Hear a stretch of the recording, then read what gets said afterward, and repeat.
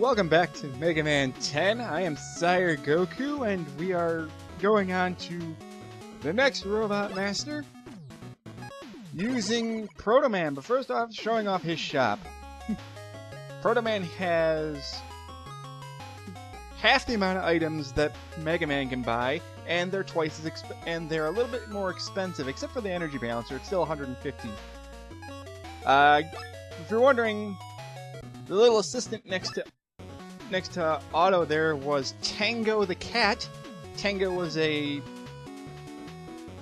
animal assistant that Mega Man could use in the Game Boy version of Mega Man 5.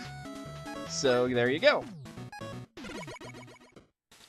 I'm going back in because I'm sitting here going like, wait, I need to buy some stuff. You got the energy balancer. I know, I showed this off earlier, but it's like, well, the energy balancer works the same as it did from Mega Man 6 and 7, 8, and 9. It fills weapon, you can grab weapon energy, and it automatically fills the weapon with the lowest amount of energy without having to select it personally. But we're going in weakness order, and I took the liberty of beating bosses with Proto Man off-screen. But we have Proto Man here. Like Mega Man 9, he has a charge shot, and he can slide, just like Mega Man could from 4 onward. And when he jumps, he also has a shield that will deflect projectiles. Unfortunately, Proto Man has the downside of being a glass cannon and takes double damage from every attack in the game. So if I were playing hard mode, I would want to kill myself if I was playing his Proto Man, because my god. However, Proto Man has his pluses, such as being able to deflect these bullets with his shield, which is really fun to do. It doesn't always work, but it's really fun to deflect these shots back at these locker enemies here. But again, Proto Man also starts off with the Proto Jet and the Proto Coil, which is his version of the Rush Coil and Rush Jet. He can also collect bolts, and he also gets the same weapons that Mega Man can get once he defeats Robot Masters. This is very useful, except again, I have to stress, notice how much damage I'm taking from just 2 hits. Proto Man takes damage like a bitch. He takes double damage, and that alone makes the game twice as hard. So I'm basically playing the game on hard mode just by selecting Proto Man to begin with. Now, I don't hate Proto Man, no, but I will admit that there are times in this game, playing as Proto Man, that the double damage makes things much harder than they need to be, and I get that that's the point of it, but there's a key difference between difficulty and just plain annoying and frustrating. And that's what I think of with Proto Man some of the times. It's not that he is hard to use, it's just he makes the game more frustrating than it needs to be. And you're forced to, well, if you're not as good at platforming as you should be, you're forced to do certain things like this right here, where I'm trying to get some energy back, because, like heck, I'm going on the rest of the stage with 1 hit left. Don't worry though, Don't worry though, this is the only time I'm going to show this, because I'm just showing you what a casual playthrough with Proto Man is like, where you're going to have to do this a lot. And I do mean a lot. And I'm going to stop from that point on, because at this point I'm just going to sound like I hate using Proto Man. And that's not true. I don't hate using Proto Man, it's just been a really long... Sometimes you go a long period of time without playing this game, and then you don't fully memorize levels, or you don't fully remember that Proto Man also shoots slower and moves slower than Mega Man, making things much more frustrating. Ugh! Anyway...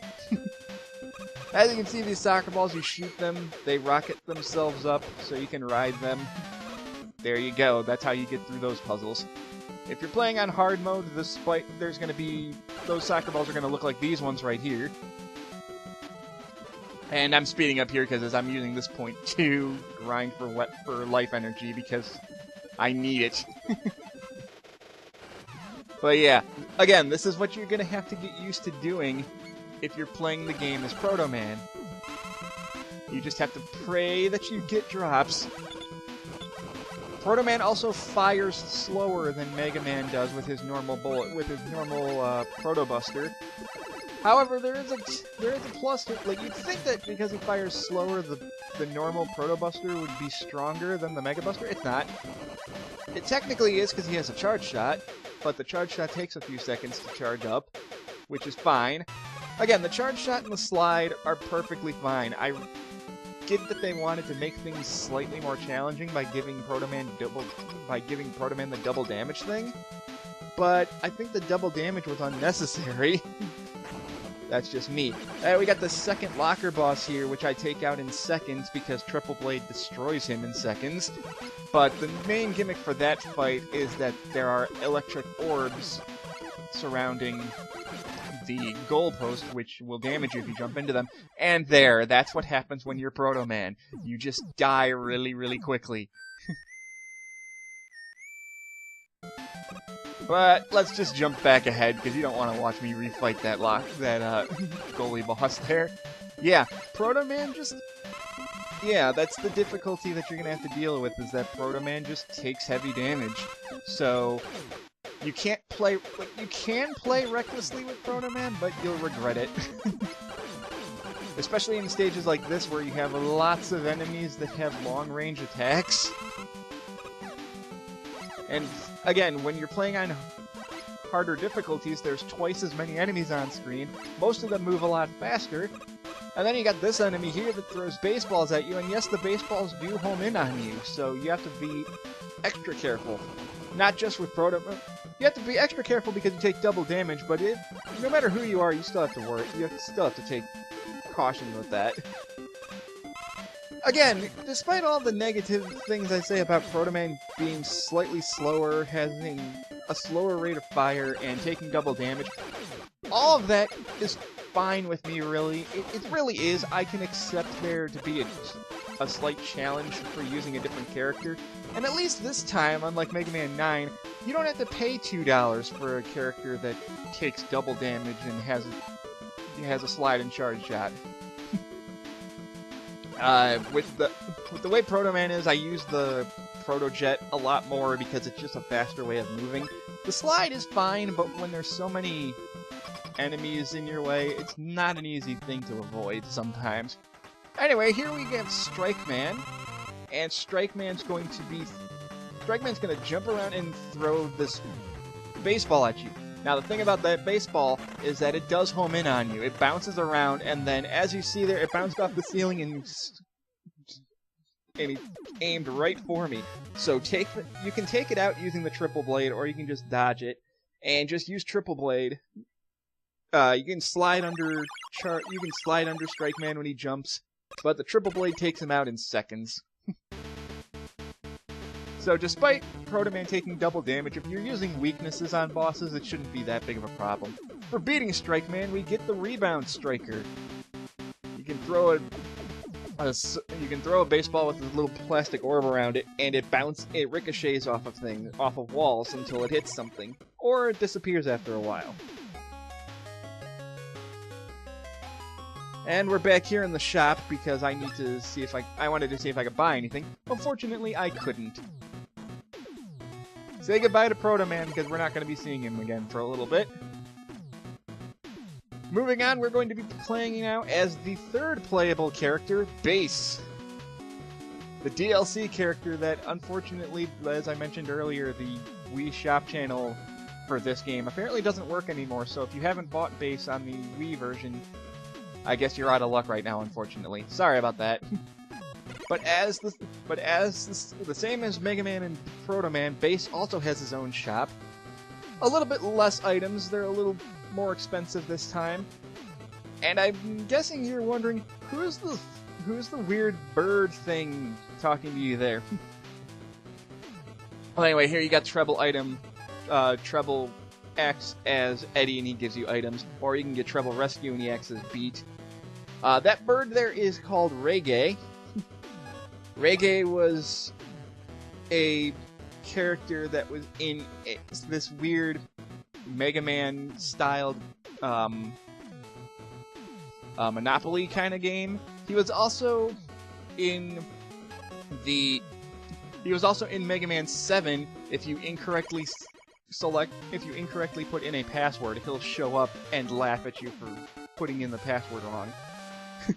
Anyway, we're moving on to Sheepman, which was the first Robot Master that was revealed when Mega Man 10 was first announced. And we're playing it as Bass. And Bass is fan-freaking-tastic. Bass is the only reason you should have bought DLC for this game. Character-wise, anyway. He dashes, he can shoot in multiple directions just like he does in Mega Man and Bass.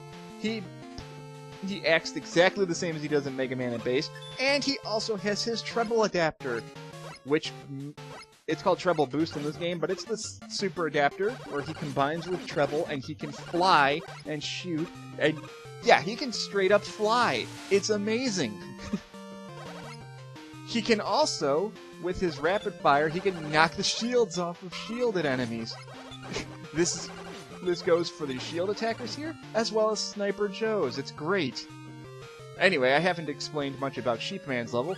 Sheepman's stage has a computer motif, if you haven't noticed already, and you have these disappearing Tetris blocks. That's what they remind me of anyway.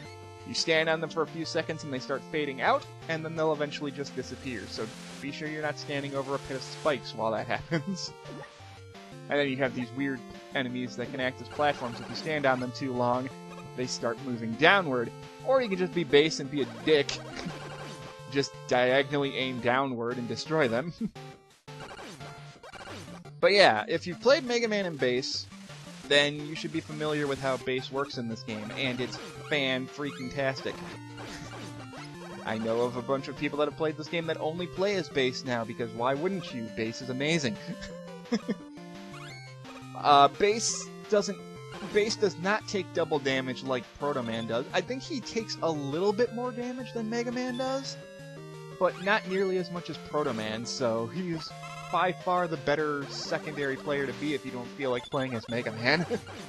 That's what happens when that enemy connects. He becomes this hovering platform that drops bombs on you. Then you have this conveyor belt mechanic where you're running on this conveyor belt and it powers up these platforms. If you can kind of notice right here, there's the little gauge underneath it that starts draining after a while. Once it goes down to zero, once it drains all the way, it falls open and you're going to fall into a pit if you're standing on it. These spikes that are also on these blocks here are instant kills, so be sure you don't touch them until you get rid of them. Just stand on the blocks to make them disappear. If you stand on the spikes, of course you're going to die. And here we have our mini-boss. This is Octobulb. You have to run on the conveyor belt to charge him up, and then you can damage him. But if you're Bass, you can just aim straight up, and you don't have to worry about hopping on the platforms here, unlike Mega Man and Proto Man. So yeah, Bass is a very, very fun character to use, and he destroys mini-bosses in seconds. Now, his blaster is weaker than Mega Man's and Proto Man's. However, that doesn't matter when he can hit twice as fast. I will accept dealing half damage if I can hit enemies twice as fast. The half damage means nothing if I'm hitting twice as fast as I normally would. The downside, though, is the main drawback to Bass, though, is he cannot move and shoot at the same time, unlike Mega Man and Proto Man. So that balances him out in a way. If you want to move and shoot at the same time, you either have to be jumping or use the treble boost. But, folks, we're going to finish up Sheepman's level in Part 3. See you guys then.